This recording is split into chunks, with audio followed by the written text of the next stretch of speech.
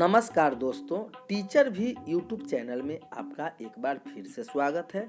आपने इस चैनल को सब्सक्राइब नहीं किए हैं तो लाल रंग का बटन दबाकर चैनल को सब्सक्राइब कर ले और बगल के घंटा बजा दें ताकि इस चैनल पर जो वीडियो अपलोड हो वह सबसे पहले आप तक पहुंचे।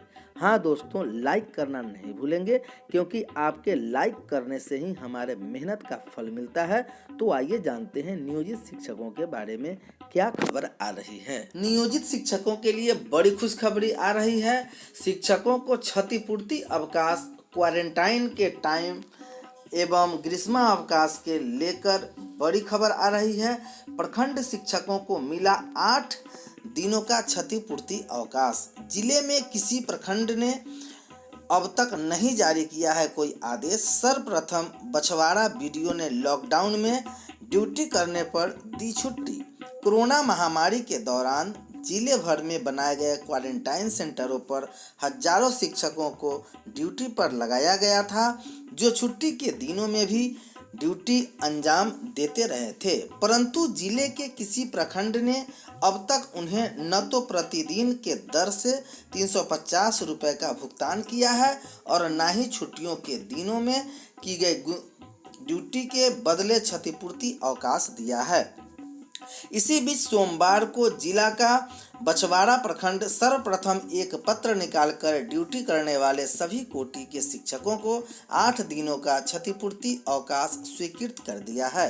बिहार प्रारंभिक शिक्षक संघ के मुंगेर प्रमंडल संयोजक मनीष कुमार रोशन ने बताया कि संघ की बछवाड़ा इकाई द्वारा बीडीओ को एक आवेदन देकर प्रोत्साहन राशि एवं क्षतिपूर्ति अवकाश की मांग की थी, जिस पर बीडीओ ने तत्काल प्रभाव से एक आदेश निकालकर रविवार, शुक्रवार और ईद की छुट्टी के दौरान भी ड्यूटी करने के लिए सभी कोटि के शिक्षकों को 8 दिनों का अवकाश स्वीकृत कर दिया है। यह अवकाश प्रखंड पंचायत स्तरीय क्वारंटाइन केंद्रों के नोडल पदाधिकारी द्वारा दी गई है। अनुपस्थिति विवरणी के आधार पर ही दिया जाएगा। प्रमंडल संयोजक ने संघ के जिला पदाधिकारियों एवं सभी प्रखंड पदाधिकारियों से भी अपने अपने प्रखंडाधीन ड्यूटी करने वाले शिक्षकों के लिए इसी तरह के पत्र निर्गत हेतु पहल का अनुरोध किया गया है। इधर सरकारी स्कूल में पढ़ने वालों को ही सरकारी नौकरी। शिक्षा मंत्री सूबे के शिक्षा मंत्री जगन्नाथ महतो ने कहा कि राज्य सरकार कठोर निर्णय लेने पर विचार कर रही है। इसके तहत सरकारी स्कूलों में पढ़ने वाले बच्चों को ही सरकारी नौकरी मिलेगी। शिक्षकों को 95% गैर शैक्षणिक कार्य से मुक्त रहने की पहल की जा रही है। अब शिक्षकों को सिर्फ बच्चों की शिक्षा पर अपना ध्यान केंद्रित करना है। मंत्री ने कहा कि मंगलवार को नावाडीह के भूषण उच्च विद्यालय परिसर में सरकारी शिक्षकों एवं पारा शिक्षकों के साथ खुली परिचर्चा को संबोधित कर रहे हैं। शिक्षा मंत्री ने कहा कि सभी विद्यालयों में हेडमास्टर का पद शीघ्र भरा जाएगा। इसके लिए अधिकारियों की निर्देश दिया गया। सभी पंचायतों में मॉडल स्कूल की स्थापना की जाएगी। पारा शिक्षकों का मानदेय 1 सप्ताह के अंदर भुगतान किया जाएगा। कोरोना के चलते कोषागार बंद रहने से पारा शिक्षकों के मानदेय भुगतान में विलंब हुआ है। शिक्षक सवारे बच्चों का भविष्य। शिक्षा मंत्री ने परिचर्चा में शिक्षकों से कहा कि आप बच्चों के भाग्य विधाता हैं। झारखंड और बच्चों का भविष्य संवारने का काम करें। शिक्षा विभाग ने बच्चों को पुस्तकें उपलब्ध करा दी है। शिक्षक घर घर जाकर बच्चों को शिक्षा रूपी ज्ञान दें। मैं बंद कमरे में फरमान नहीं देना चाहता, यही वजह है कि खुली परिचर्चा कर रहा हूँ। पारा शिक्षकों को 1 सप्ताह में मिलेगा मानदेय, जल्द भरेगा जाएगा प्रधानाध्यापकों का पद। 95% गैर शैक्षणिक कार्य से मुक्त रखे जाएंगे। शिक्षक सिर्फ शिक्षा पर ध्यान केंद्रित करें, अभिभावकों की मानसिकता बदलें। शिक्षा मंत्री ने कहा कि राज्य सरकार हर बच्चे पर वार्षिक लगभग 20 से 25 हजार रुपये खर्च करती है। निजी स्कूलों से अधिक वेतन शिक्षकों को वेतन दे रही है। इसके बावजूद निजी विद्यालय में नामांकन के लिए लंबी लाइन है। शिक्षक अभिभावकों की मानसिकता बदलें। सरकारी नौकरी में बच्चों को गुणवत्ता दें, तभी निजी विद्यालयों से मोह भंग हो सकता है। इधर स्कूल में स्टूडेंट को तुरंत दिया जाए स्थानांतरण प्रमाण पत्र। पटना जिला शिक्षा पदाधिकारी ज्योति कुमार ने सभी प्राचार्य व प्रखंड शिक्षा पदाधिकारियों को पत्र जारी कर नामांकन और आने वाले विधानसभा 2020 की तैयारी करने को कहा है। सभी विद्यालयों के प्राचार्य, शिक्षक, शिक्षिका और शिक्षेतर कर्मियों की 100% उपस्थिति अनिवार्य के लिए भी कहा है। इसके साथ ही सभी प्राचार्यों को कहा गया है कि जो आगे की कक्षा में एडमिशन के लिए स्थानांतरण प्रमाण पत्र लेना चाहते हैं, उस स्टूडेंट को तुरंत स्थानांतरण प्रमाण पत्र उपलब्ध कराया जाए। स्टूडेंट को स्थानांतरण प्रमाण पत्र के लिए बाद में नहीं बुलाएं। इसके लिए प्राचार्य उचित व्यवस्था करें कि जो छात्र जब आए उसे स्थानांतरण प्रमाण पत्र दे दिया जाए। इधर खबर आ रही है, नेता दूसरे ग्रह के प्राणी हैं क्या जो पुरानी पेंशन लेते हैं? शास्त्री जी।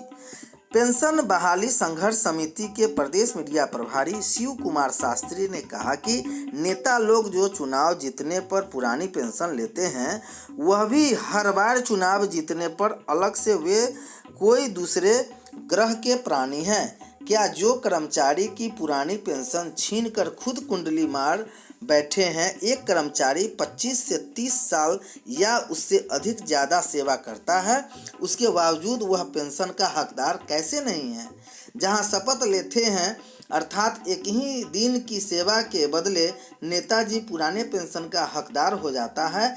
यदि वह कर्मचारी के समानांतर सेवा करता है अर्थात 25 से 30 साल लगातार चुनाव जीतता है, तो हर पद के लिए अलग पेंशन के हिसाब से 5 से 6 पेंशन लेते हैं। ये तो बड़े गजब की सेवा है। तो फिर कर्मचारियों की सेवा को क्या नाम दें? हम सरकार से पूछना चाहते हैं, जब कर्मचारी नौकरी सरकार की करता है तो फिर उसे पेंशन के लिए शेयर बाजार के अधीन क्यों कर दिया जाता है? और यदि ये इतना ही बेहतर है तो फिर वे नेता लोग अपने आप को क्यों नहीं पुरानी पेंशन में रखते हैं? वे क्यों भूल जाते हैं कि गलती से कर्मचारियों की माली हालत नेताओं से समृद्ध नहीं हो सकता। इसलिए सरकार हठधर्मिता छोड़ कर्मचारियों को उसी पुरानी पेंशन में रखे जिससे उसने खुद के नेता को रख रखा है। हम कोई भीख नहीं मांग रहे हैं, ये कर्मचारियों का संवैधानिक अधिकार है। या फिर खुद भी बड़ा दिल दिखाते हुए नई पेंशन में आ जाएं और पूंजीपतियों की मार्फत पेंशन प्राप्त करना शुरू कर दें। राजनीति उथल-पुथल से त्रस्त हुआ नेपाल। नेपाल में सरकार का बनना और गिरना एक खेल सा बन चुका है। वह खेल एक अरसे से चल रहा है और कहना कठिन है कि कब तक चलता रहेगा। पिछले चुनाव में केपी शर्मा ओली की पार्टी नेपाल कम्युनिस्ट पार्टी एमाले को 80 सीटें मिली थी और पुष्प कमल दहन प्रचंड की पार्टी नेपाल कम्युनिस्ट माओवादी को 36 सीट मिलकर चुनाव लड़ने के बाद सरकार बनने के लिए दोनों ने अपनी अपनी पार्टी का विलय कर एक नई पार्टी बनाई। लेकिन प्रचंड आरंभ से ही ओली के कार्यों से खुश नहीं रहे। पूर्व प्रधानमंत्री प्रचंड चाहते हैं कि ओली जनसंवाद रखे और मिलकर फैसला ले। बीबी अब 30 सितंबर तक करा सकेंगे परीक्षाएं। विश्वविद्यालय और कॉलेज अब अंतिम वर्ष की परीक्षाएं 30 सितंबर तक करा सकेंगे।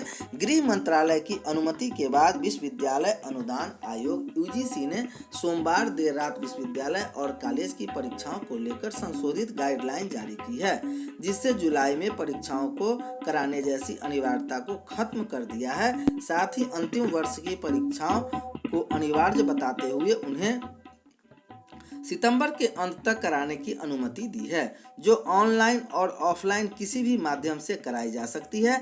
यूजीसी ने इसके साथ ही विश्वविद्यालय और कॉलेज को भी छूट दे दी है। वह इन परीक्षाओं की स्थानीय परिस्थितियों को देखते हुए 30 सितंबर तक कभी भी करा सकते हैं। हालांकि जानकारी देनी होगी। यूजीसी ने इससे पहले 29 अप्रैल को जारी गाइडलाइन में सभी विधि और कॉलेज से 1 से 15 जुलाई के बीच अंतिम वर्ष की परीक्षाएं कराने के लिए कहा था, जबकि पहले और दूसरे वर्ष की परीक्षाएं कराने के लिए 15 से 30 जुलाई तक का समय तय किया गया था। इस बीच कोरोना के तेजी से बढ़ते संक्रमण को देखते हुए कई राज्यों और विश्वविद्यालयों ने मौजूदा परिस्थिति में परीक्षाएं कराने से हाथ खड़े कर दिए हैं, जिसके बाद मानव संसाधन विकास मंत्रालय ने यूजीसी से परीक्षा को लेकर गाइडलाइन की नई सिरे से समीक्षा करने का निर्देश दिया है।